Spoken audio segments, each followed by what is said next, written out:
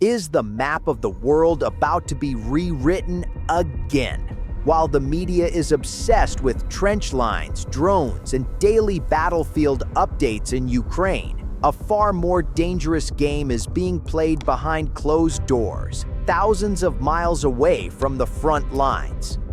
Today is January 23rd, 2026, and NATO is facing its biggest crisis since the Cold War. Not because of a Russian missile, not because of a Chinese invasion, but because of something far more unexpected: a real estate demand. President Donald Trump's renewed push to bring Greenland under US control has shocked Denmark and rattled every European capital. This isn't a joke, and it isn't symbolic. It's a clear message. America First is no longer a campaign slogan. It's a demand, and this time, Washington is serious. While NATO allies argue over Arctic territory, Vladimir Putin is watching the Abu Dhabi Peace Summit with a quiet smile. Because the question nobody in the mainstream media wants to ask is this: is Ukraine being quietly traded for Greenland? To understand what's really happening, we first need to understand why Greenland matters so much.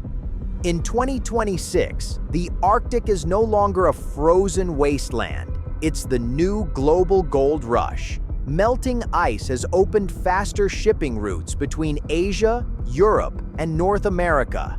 Beneath the ice lie rare earth minerals, untapped energy reserves, and future trade choke points. To US military planners, Greenland isn't an island. It's a permanent aircraft carrier.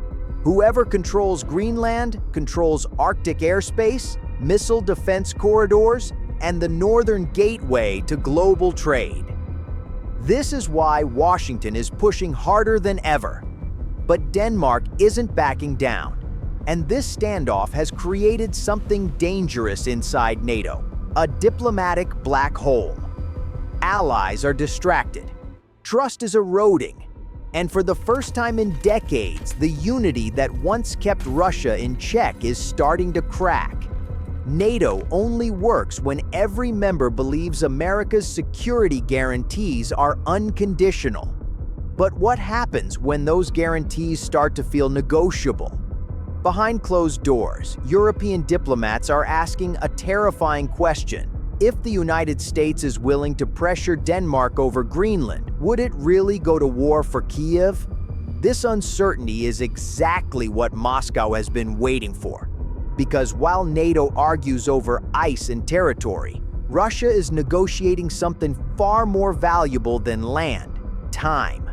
Right now in Abu Dhabi, a proposal is being quietly discussed: a so-called freeze line deal. According to sources, the current front lines in Ukraine would become de facto borders. Ukraine would agree to a 20-year moratorium on NATO membership, and Western sanctions on Russia would slowly ease. This isn't a victory, it's a pause, and it's exactly what the Kremlin wanted back in 2022. So why now? Because Washington is recalculating its priorities. The message to Europe is subtle but clear: help us secure the Arctic and counter China, or handle the Russian threat yourselves. This is no longer about peace through victory. It's about peace through a total reshuffle of global power. For the American public, the question becomes unavoidable. Is it worth it? By 2026, hundreds of billions of dollars have been poured into Ukraine. US national debt is hitting historic highs, and public appetite for endless war is fading fast. The old doctrine of peace through strength is quietly shifting into peace through negotiation.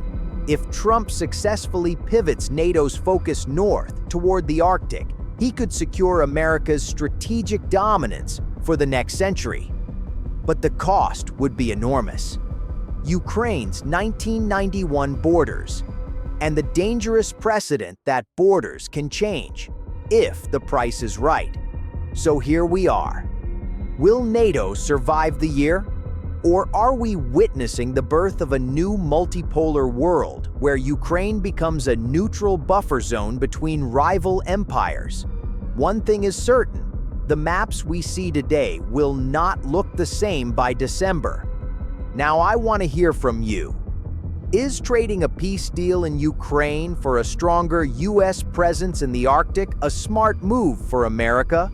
Or does it mark the beginning of NATO's decline? Drop your thoughts in the comments below. I read every single one.